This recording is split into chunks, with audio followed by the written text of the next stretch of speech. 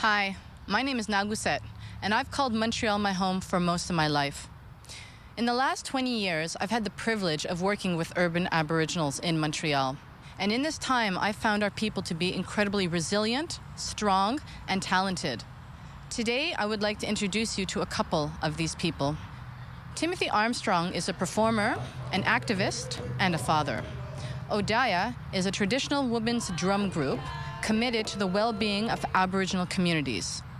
And this is Indigenous Power.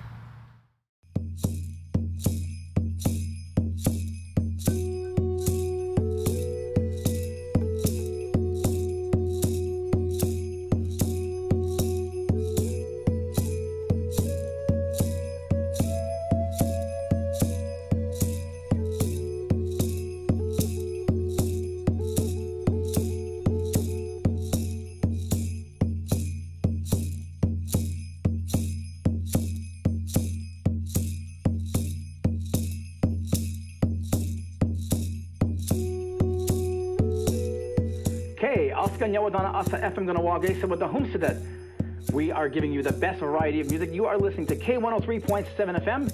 On the other side of the break, I have music from David Essex, the Rolling Stones. Good morning. I'm Timothy Armstrong, sitting at 20 degrees outside of our K103 studios. It is 9:20. I hope you are not running late. Thank you so much for letting us into your studio. I know that you are very busy. How do you define yourself?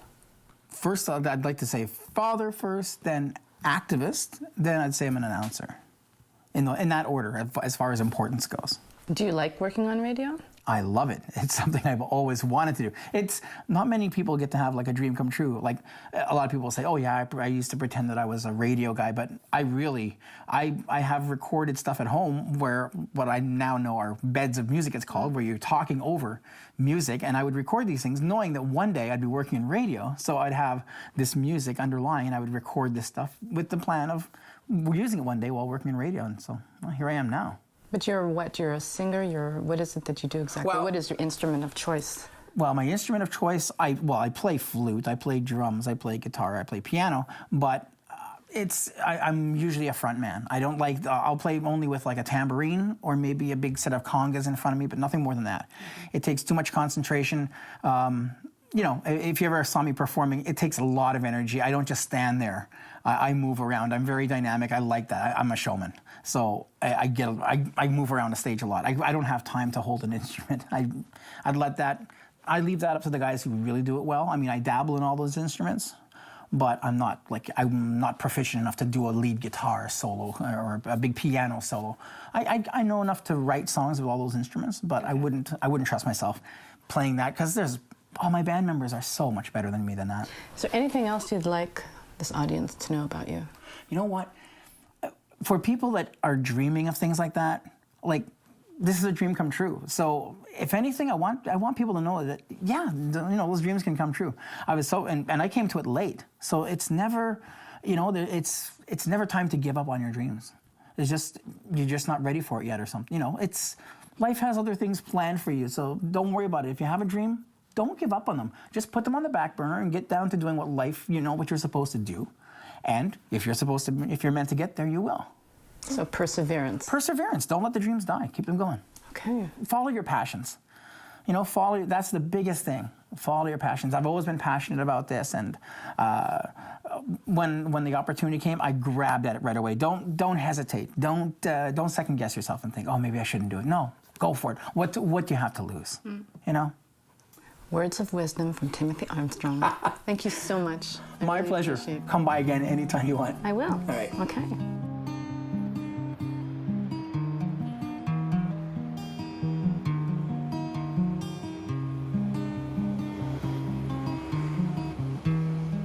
Someone please bring me home.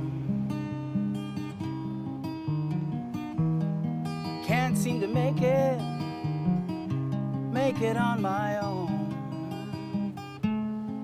Ended up on streets where I don't belong. Love to be back home with you, but I'm not that strong. So please, please bring me home. Yes, someone please bring me home. Remember when all I wanted was to get away from you. Now I'd give my final breath to be back home with you. My inspiration is all the, what's been going on in the media, all the missing and murdered Aboriginal women. We even have one, when I was living in Ganawage, we even had Tiffany Morrison, who was missing for 3 years. She went missing, several years, and she was even found not far from her home. So it's a story that needed to be told, and I found that there wasn't enough coverage in the media. It was slipping through the cracks, not enough people were knowing about it, and I know that music has a way of getting to everybody. So I wanted to write a song because there's that many more people that could hear the message and find out exactly what's going on. It seems that when an Aboriginal woman goes missing, it seems to be a low priority. So what do you think is the solution? If you had an idea on how to address this issue, what would it be? Well, we have to take the issue, if we have to take the issue into our own hands, which is pretty sad that the government wouldn't be willing to help, but if we have to do that ourselves, if we have to mobilize ourselves, luckily we now have the infrastructure in place, like with the Idle No More movement.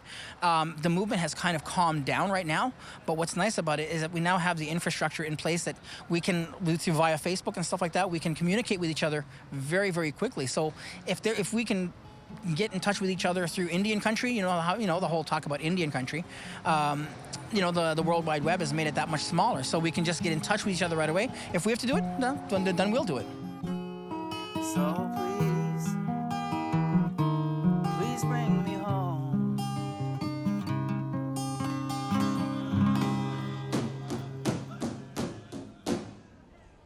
Hey!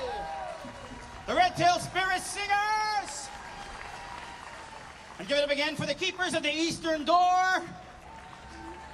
I'm Timothy Armstrong. Welcome to the 24th Annual First Peoples Festival. Mesdames et messieurs, put your hands together for the Buffalo Hat Singers.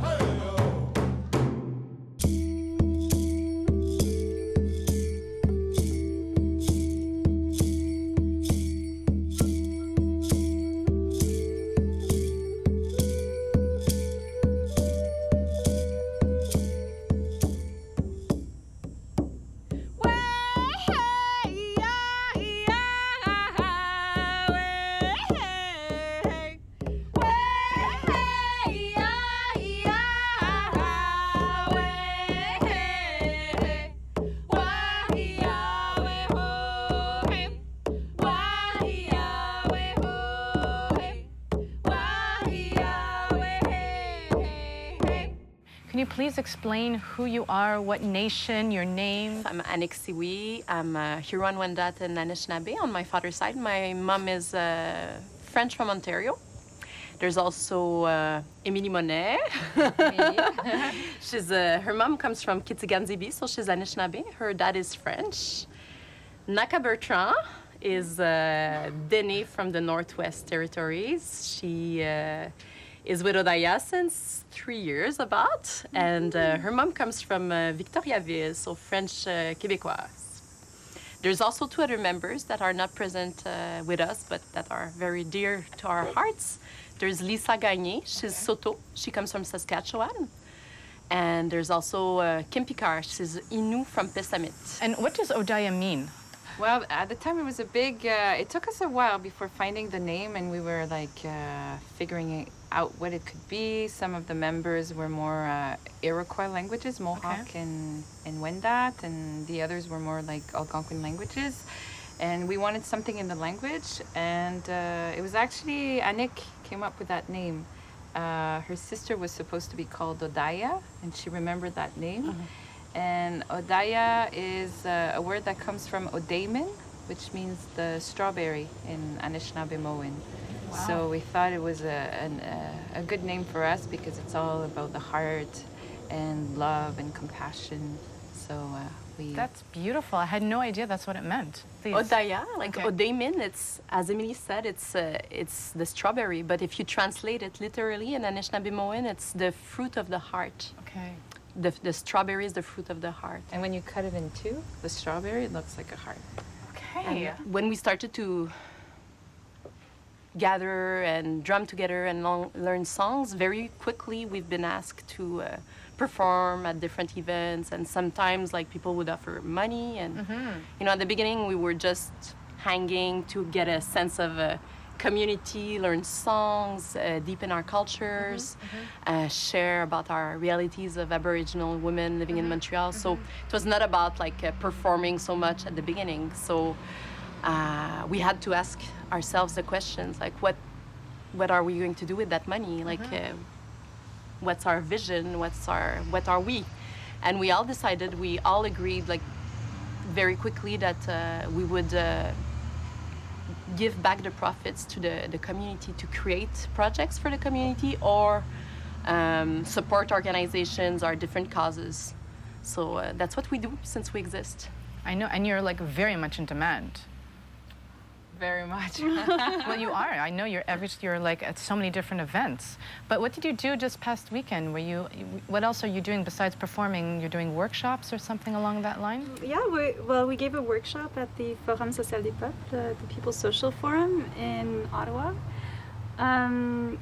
Previously, we were at the World Social Forum in Tunisia. Oh my God. 2013, after the Tunisian Revolution. So we just went there and talked about Odaya and social transformation, and how art can be part of cultural healing and such. So, yeah. Were you like well received? People coming after you and asking you to come to their communities, or? Well, they hadn't heard. It was just right after the big, resurgence movement. Well, with I Don't Know More, so part of it was to talk about that and inform people about what was going on in Canada in terms of Indigenous struggles. And but what we were really interested in doing over there was to connect with the Indigenous people from Tunisia. They're called the Amazigh people. So they were also at the forum, and so we came up to them and we introduced ourselves, and we were right away invited to go spend some time with them in their village. So we went to, it's called Gelala in Jerba Island, and we were hosted by the family of the president of the Amazigh Association of Tunisia, and it was very, very eye-opening for us too, because one thing is that Indigenous people worldwide do face extreme injustices and being taking away their culture, their land. So it was very good for us to see that and create those solidarity, this solidarity between us, but also like to see, because they weren't even allowed to create an association as a people before the Tunisian Revolution. So it was, and they couldn't even name their children with Amazigh names until a few years ago. So it was good to see that reality too.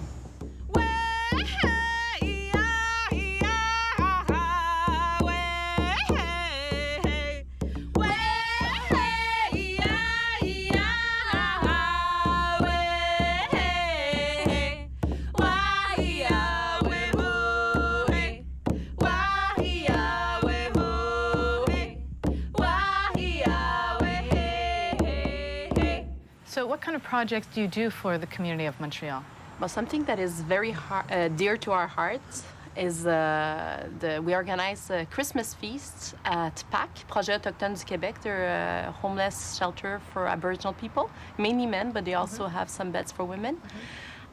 We organize traditional feasts, so we get country food from friends and makivik sometimes.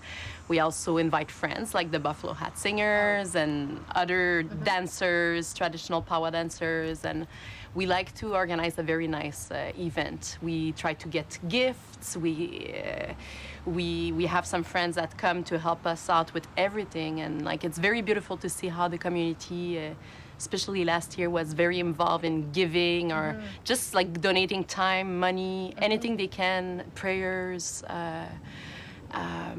so that this event is beautiful and make a difference for the people there. So it's like an annual event. You yeah, have it. Okay. yeah, it's been 5 years we do that. Okay, and it's getting stronger and more involved. That's yeah, great. That's what we've seen, especially last Christmas.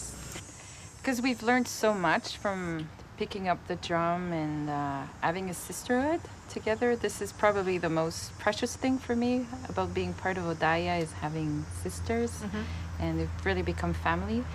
And so we wanted to contribute to offering that kind of opportunity to other women.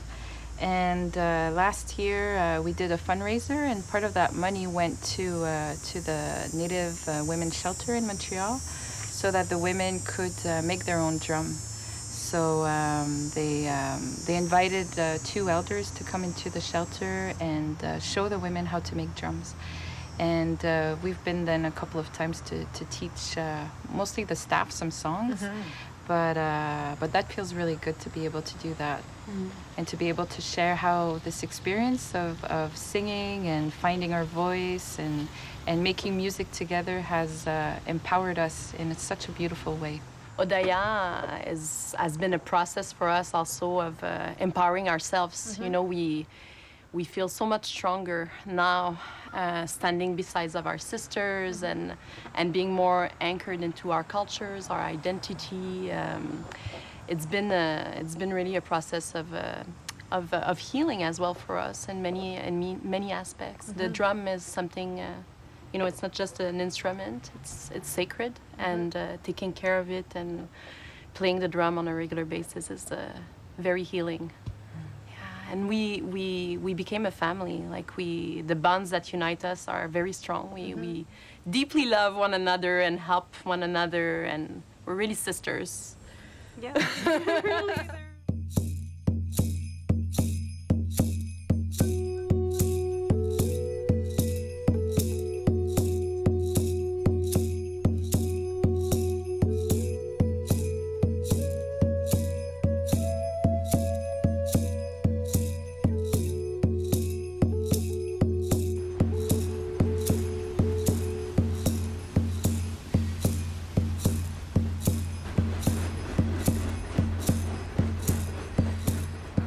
Right now, we're located under the Mercier Bridge. This is where one of the places that we had for Idle No More. We did a big march starting down at the far side over by the 132.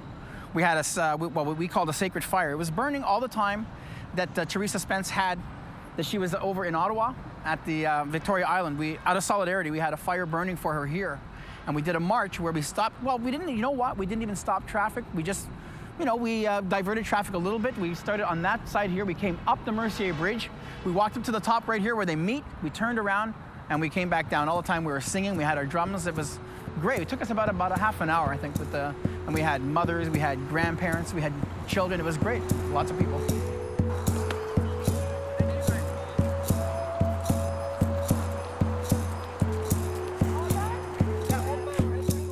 What made me want to get involved in it was the fact that I hadn't been involved in it before. And I saw the Idle No More movement. I saw that it was a peaceful movement. I've seen a lot of stuff that was very militant, stuff that I was kind of, well, not embarrassed, but I'd rather not be involved with that because it showed the more aggressive side of it. And this was peaceful. I liked all the flash mobs that were going on all over Canada. So I thought it was a very peaceful movement. I wanted my children to be involved with that. So my children and I had gone to Angrignol Mall the week before, and we took part in the flash mob over there. It was great. something that I want to be involved with. I even played the song for Teresa Spence on Victoria Island as well, and that was on New Year's Eve.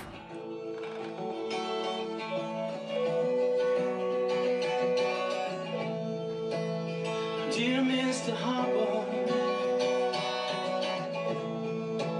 what are you waiting for? Well, being a songwriter, I like to use my music, as my means of protest. I still want to continue doing music because I find it has mass appeal. It's a way to get a message across to people. And so there's also residential schools. There's so many other issues that we can still deal with. Thank you for watching Indigenous Power. Please stay tuned for more episodes on urban Aboriginal talent in Montreal.